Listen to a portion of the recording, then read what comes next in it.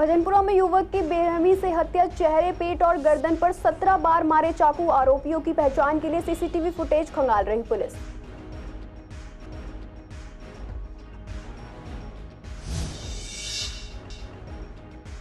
BJP पार्षदों को standing committee बनने की उम्मीद नहीं। आम आदमी पार्टी बनाना चाहती है कमेटियां। बीजेपी का कहना है अभी कमेटियां बनाना संभव नहीं।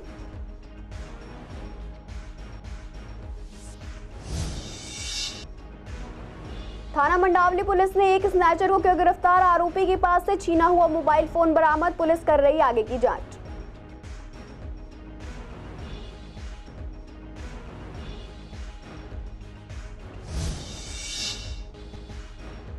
पूर्वी दिल्ली की सड़कों पर रोजाना नाबालिग चला रहे हैं वाहन। स्कूल खुलते ही नाबालिग भर रहे हैं वाहनों से फर्राटा। लोगों ने स्कूल प्रशासन को सख्त रवैया अपनाने की दी सलाह।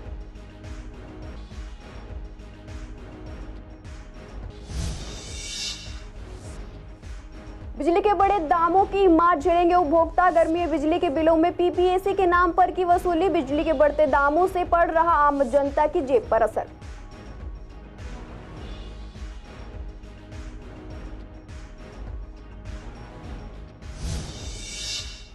नमस्कार, आप देख रहे हैं सीसीएन लाइव। मैं हूं आपके साथ शिवानी तिवारी। स्वागत है आपका हमारे खास कार्यक्रम पूर्वी दिल्ली खास में। नॉर्थ ईस्ट दिल्ली के भजनपुरा इलाके में देर रात कुछ लड़कों ने सुमित नाम के एक शख्स की ताबड़तोड़ चाकू मारकर बेरहमी से हत्या कर दी। वारदात करीब 11:30 हुई। मिली जानकारी के मुताबिक भजनपुरा के गामडी इलाके में घर के बाहर बैठे एक 28 साल के शख्स की चाकू से ताबड़तोड़ वार कर हत्या कर दी गई। बता दें, मृतक सुमित पर 2015 में एक हत्या के प्रयास का मामला दर्ज है और इस वक्त वो जमानत पर रिहा था। दरअसल सुमित अपने घर के बाहर गली में बैठा हुआ था। उस वक्त 3-4 अज्ञात लड़के आए और उससे बहस करने लगे। ये बहस इतनी बढ़ गई कि लड़कों ने सुमित पर चाकू से उसकी गर्दन, छाती और पेट पर 17 बार चाकू से ताबड़तोड़ वार किए। गंभीर रूप से घायल सुमित को नजदीकी सरकारी अस्पताल जगप्रवेश चंद्र में एडमिट कराया गया, जहां डॉक्टरों ने उसे मृत घोषित कर दिया। फिलहाल आरोपियों की पहचान करने के लिए पुलिस आसपास लगे सीसीटीवी फुटेज खंगाल रही है। वारदात को अंजाम देने वाले आरोपियों को पकड़ने के लिए प्रयास किए जा रहे हैं। मामले की अलग अलग एंगल से आगे की जांच की जा रही है। देखिए, हम खड़े हैं गली नंबर 15 बोलते हैं इसको, गामड़ी स्ट्रीट, और भजनपुरा थाने का इलाका है। रात में एक इंसिडेंट हो गया 11:30 बजे। एक लड़के को चाकू लगा। जो मरने वाला है इनका नाम सुमित है, उम्र 28 साल, टूर एंड ट्रैवल जिम चलाते हैं यहाँ पे। तो अभी लोकल इन्वेस्टिगेशन इंक्वायरी में पता लगा है, इनिशियल इन्वेस्टिगेशन में, कि यहाँ बैठे हुए थे बाहर अपने दोस्त के जानकार के घर के बाहर गली में, और 2-3 लड़कों के साथ इनकी कहात सुनी हुई और फिर उसके चाकू से इनके ऊपर वार किया गया। काफ़ी सारे चाकू लगे इनको। पोस्टमार्टम में एग्जैक्टली पता लगा कितने इंजरीज है। हॉस्पिटल लेके गए थे जगप्रवेश चंद्र हॉस्पिटल, वहाँ पे ब्रॉड डेड थे। तो अभी इन्वेस्टिगेट कर रहे हैं। 3 या 4 लड़के के होने की संभावना है। शाम तक इसको वर्कआउट करें। क्या डिसीज की किसी से कोई दुश्मनी की रंजिश थी? अभी इसको इन्वेस्टिगेट कर रहे हैं। अभी उतनी क्लैरिटी नहीं है। इन्वेस्टिगेशन में जैसा निकल कर आएगा उस हिसाब से करेंगे।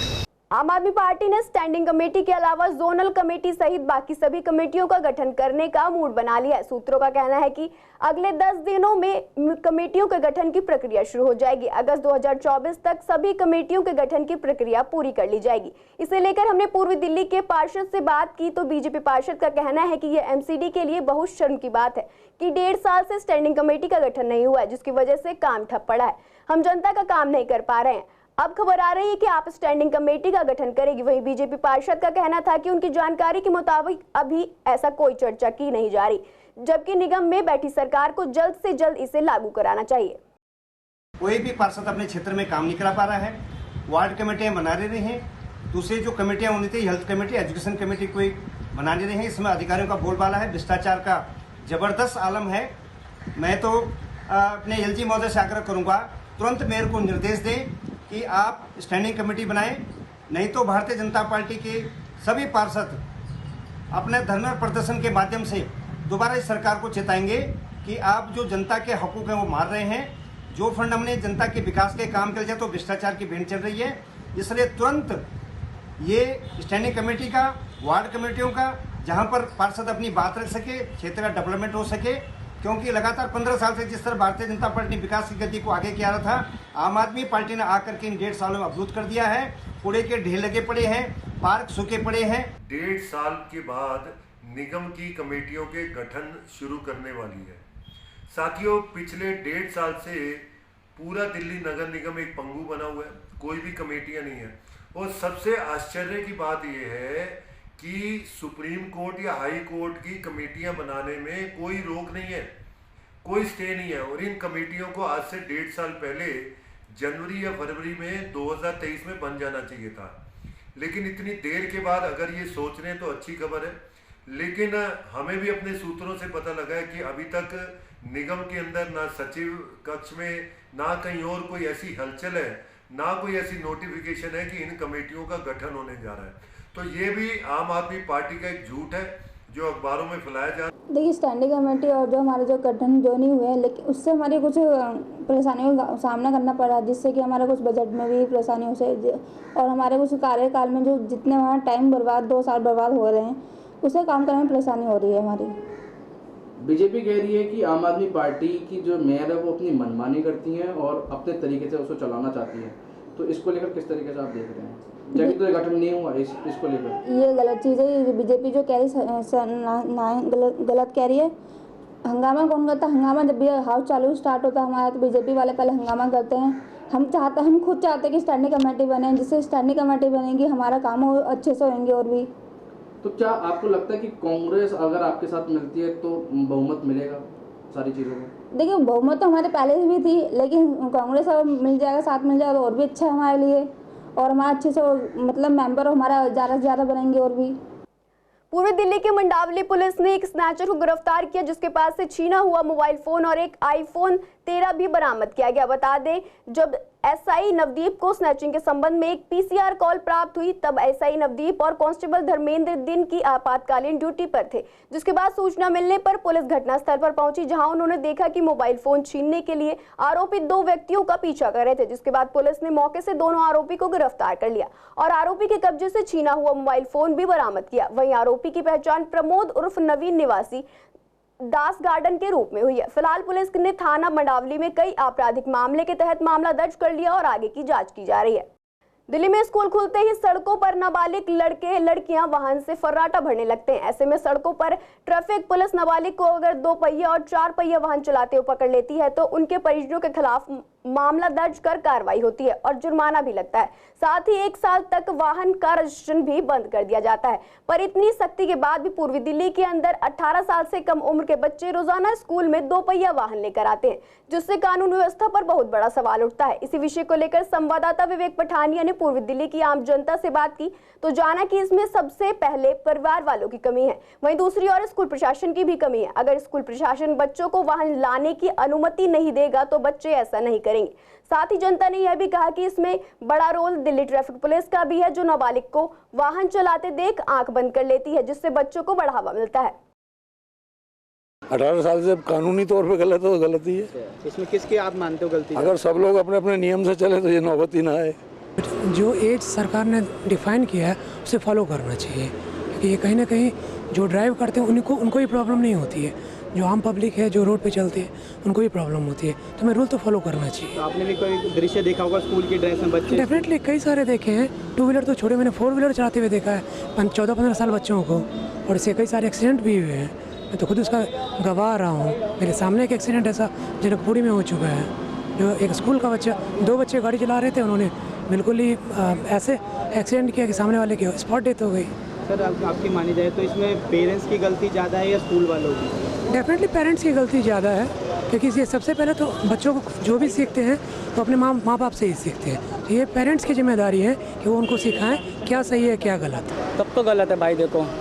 देखो वो अपने उम्र से जैसे अपने दिमाग से कैसे भी गाड़ी चलाते हैं, अब कहीं भी घुसेड़ देते हैं, तो वो सीधी बात है सामने वाले बंदे को नहीं देखेंगे, वो गाड़ी ठुकेगी तो गलती किसकी आएगी?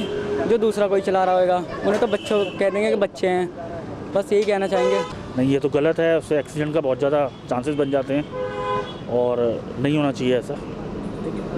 क्या इसमें किसकी ज़्यादा गलती मान सकते हैं, कि पेरेंट्स की या स्कूल वालों की जो वो अलाउ कर रहे हैं आने के लिए? देखो जी, गलती तो दोनों तरफ से है। फर्स्ट तो ज़्यादा तो पेरेंट्स की है कि वो उसको दे रहे हैं, अगर फिर भी उसके बाद बच्चा स्कूल में लेके आना चाहिए तो स्कूल वालों को भी अलाउ नहीं करना चाहिए। ये उनको कुछ ना कुछ ऐसा रूल निकालना चाहिए, बताना चाहिए कि भाई मत लेके आओ सर, स्कूटी अगर लेके आओगे तो एंट्री नहीं देंगे।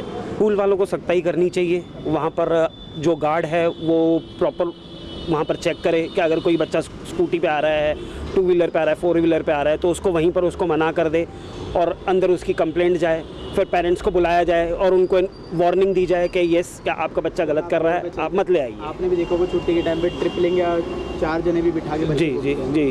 तो इस पे किसकी गलती ज़्यादा है? माँ बाप की, माँ बाप की गलती है ये, और किसी की गलती नहीं है।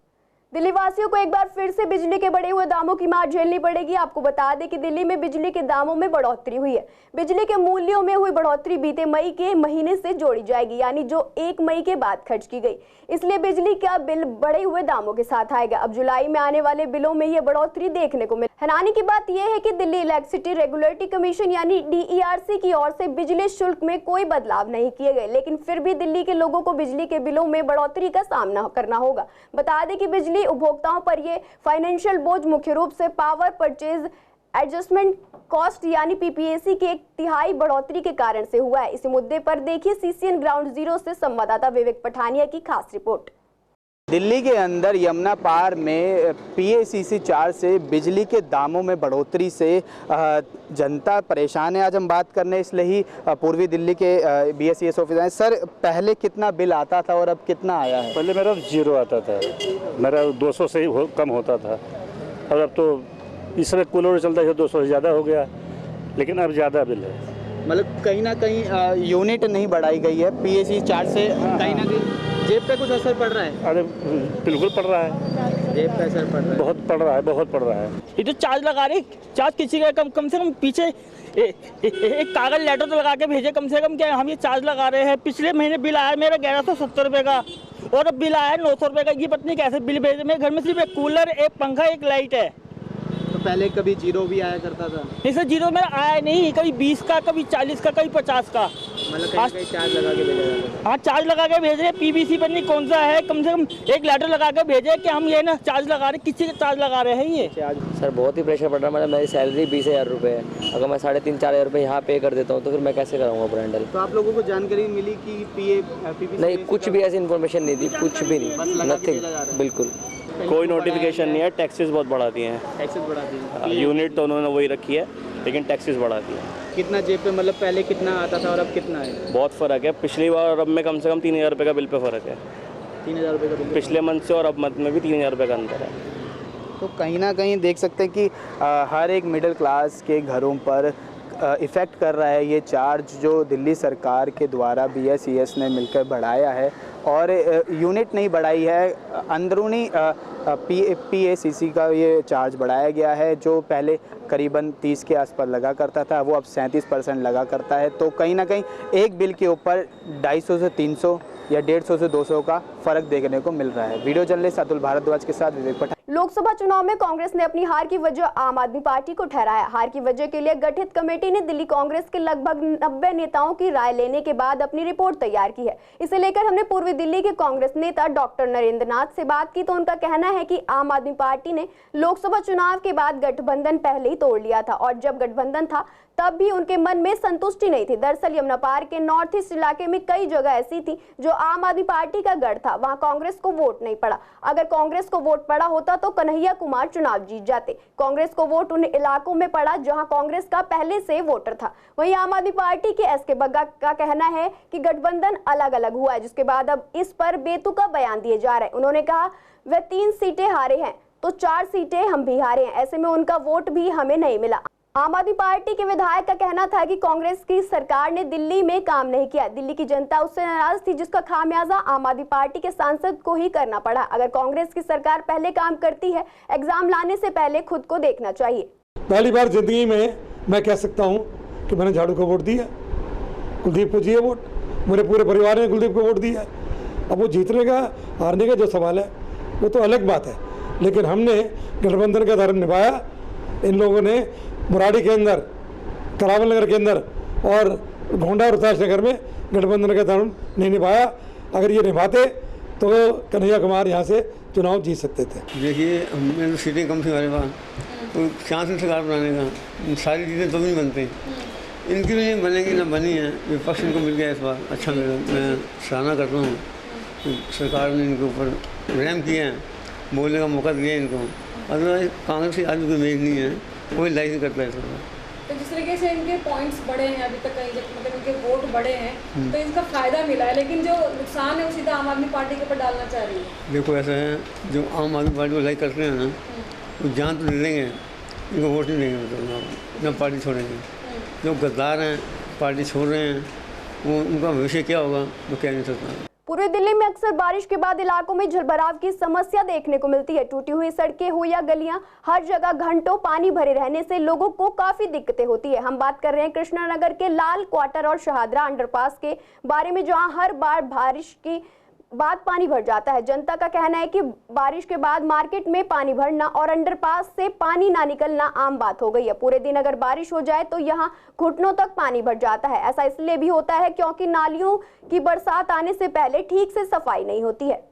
बरसात का मौसम है तो उसमें हम यही कहना चाहेंगे एमसीडी कर्मचारियों से और दुकानदार भाइयों से भी, आरडब्ल्यू के मेंबरों से भी, कि कम से कम इस चीज़ का अवश्य ध्यान रखें कि जो पानी नालियों में भर जाता है या नालों में पानी भर जाता है उसकी निकासी ठीक तरीके से चलती रहे। क्योंकि बरसात का मौसम है तो उसमें क्या होता है, कभी कोई पॉलीथीन अड़ जाता है उस वजह से, या कभी कोई कूड़ा कचरा अड़ जाता है।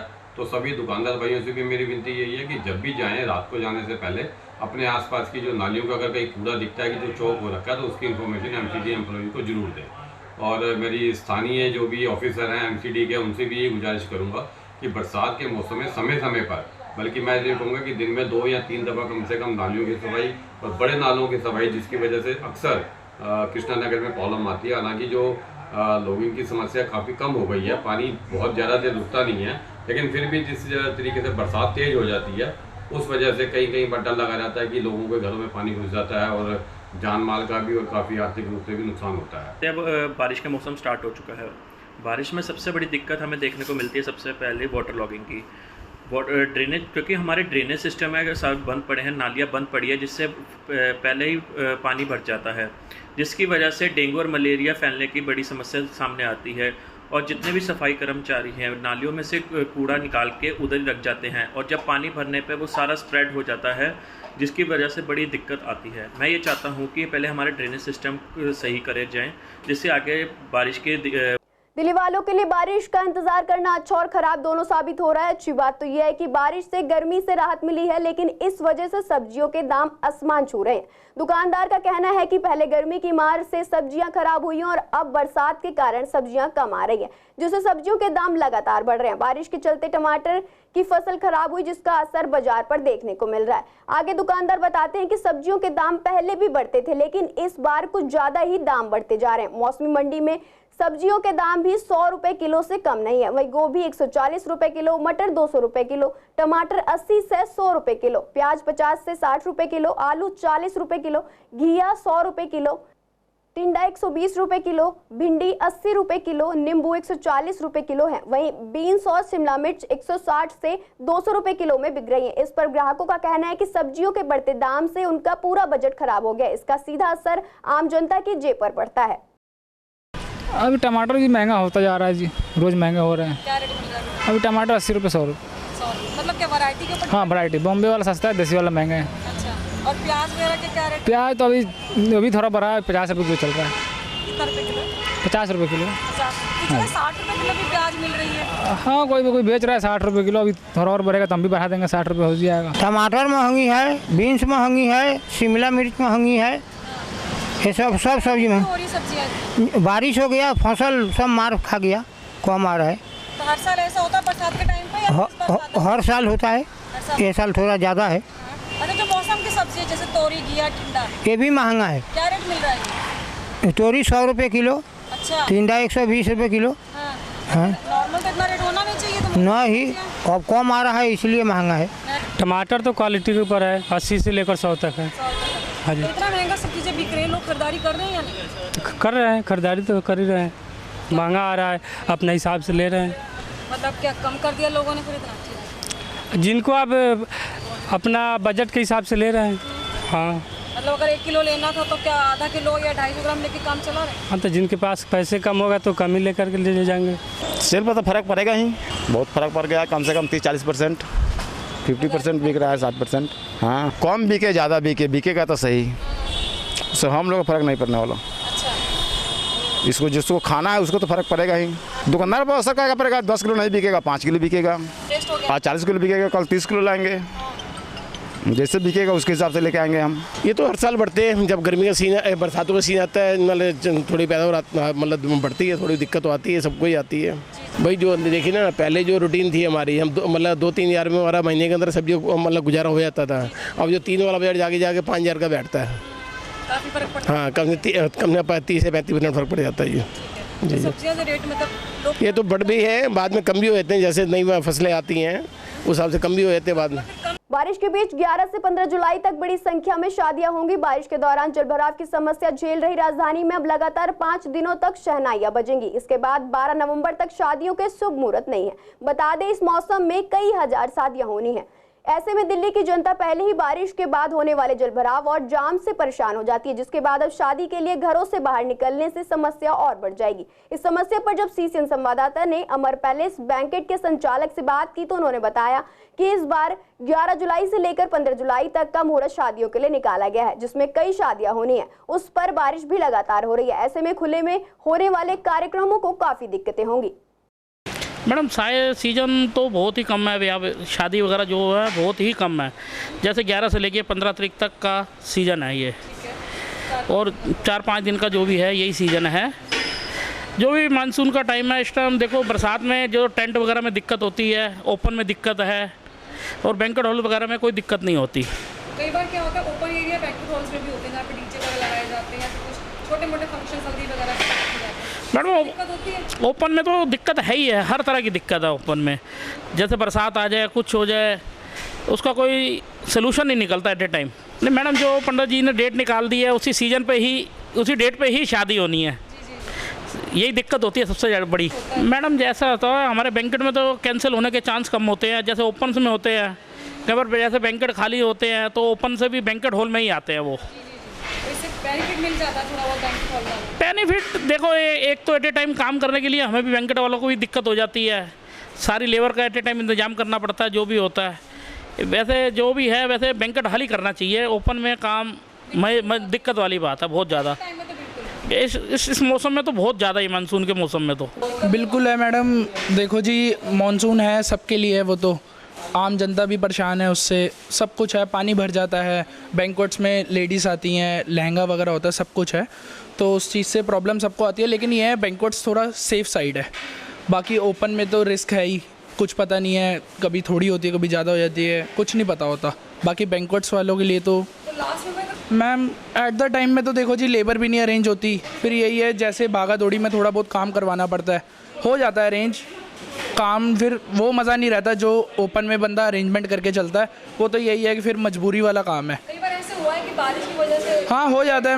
हाँ जी हो जाता है। कैसे होता है मैडम? वही है, जैसे हमारे नियर बाय में रामलीला ग्राउंड है, वहाँ पे कई बार बारिश आ जाती है, फिर वहाँ पे गैदरिंग बड़ी होती है, फिर अरेंजमेंट करना पड़ता है सब कुछ, फिर कंजस्टेड हो जाता है सब कुछ, दिक्कत तो है ही उस चीज़ के लिए बहुत। मैडम 11 जुलाई से है और 15 तक ही हैं, 3-4-5 डेटें ही हैं, बाकी पूरा खाली है, आगे की 3 महीने भी खाली है। अब सीधा नवंबर में ही स्टार्ट होगा, देव उठाना है 12 नवंबर की, उसके बाद से ही फंक्शन स्टार्ट होंगे। अब तो आगे छोटे मोटे फंक्शंस ही है जो भी। इस साल 2024 से 25 के सेशन में तीसरी और छठी क्लास की किताबों में बदलाव की बात एजुकेशन डिपार्टमेंट की तरफ से की गई थी, लेकिन अभी तक एनसीईआरटी द्वारा इन किताबों की पब्लिशिंग नहीं की गई है, जिसके कारण किताबें अभी स्कूलों को नहीं मिली है। इसी को लेकर हमने टीचर्स से बात की तो टीचर्स ने बताया कि एनसीईआरटी द्वारा इस साल तीसरी और छठी कक्षा की कई किताबों को बदलना था, लेकिन अभी तक नई किताबें पब्लिश नहीं हुई। हालांकि छठी क्लास की किताबें छात्रों को मिल चुकी हैं, लेकिन तीसरी की किताबें अभी तक नहीं मिली हैं, जिसके कारण छात्र पुरानी किताबों से ही पढ़ रहे हैं।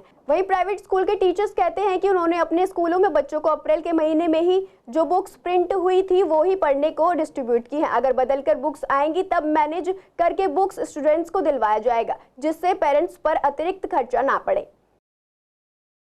हमारी बुक्स तो जो भी लेटेस्ट पैटर्न है नेशनल एजुकेशन पॉलिसी के अंतर्गत जो भी चेंजेस होने हैं कंटेंट्स में या जिसमें भी हिंदी हो, सोशल हो, तो उसके अकॉर्डिंग हमारे पब्लिशर जो होते हैं वो उसे अपडेट करते हैं और हम तो अप्रैल में प्रोवाइड करा देते हैं बच्चों को। तो तभी से सेशन शुरू होता है 1 अप्रैल से। और हमें इस तरह की कोई प्रॉब्लम नहीं अभी तक तो मेरे सामने तो नहीं आए, और आते हैं तो फिर हम उन्हें अकॉर्डिंगली समझा देते हैं, अपडेट कर देते हैं। अभी वर्तमान में सीबीएसई के द्वारा कक्षा 3 और कक्षा 6 की पाठ्य पुस्तकों में बदलाव किया गया है, परंतु सोशल मीडिया के द्वारा जो प्राप्त जानकारी थी उसके अनुसार इस सत्र में जो है ये बदलाव होना था, परंतु उस बदलाव के बाद जो पुस्तकें आनी थी वो पुस्तकें अभी जो है छात्रों को उपलब्ध नहीं हो पाई हैं। तो ये बदलाव तो किया गया जल्दबाजी में, परंतु इसके लिए तैयारी ठीक से नहीं की गई। पहले छात्रों को बुक उपलब्ध हो जाए तो इसके लिए पहले व्यवस्था करनी चाहिए थी, उसके बाद में ये बदलाव करना चाहिए था ताकि अभिभावक और छात्र परेशान ना हो। फिलहाल के लिए बुलेटिन में इतना ही। ऐसी तमाम अपडेट्स के लिए बने रहिए CCN लाइव के साथ।